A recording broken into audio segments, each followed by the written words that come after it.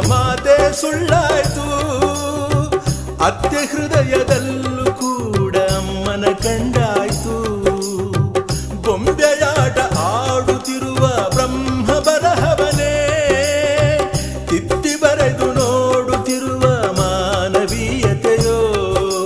ಚರಿತೆಯ ಪುಟಗಳ ತಿರುವಿದರು ದೊರೆಯದ ಸುಂದರ ಕಥನವಿದು. ಇಂಥ ಬಂಧವು ಇರಲಿ ಶಾಶ್ವತ ಎನ್ನುವ ಬಯಕೆಯಿದು, ಮಮತೆಯ ಹರಕೆಯಿದು.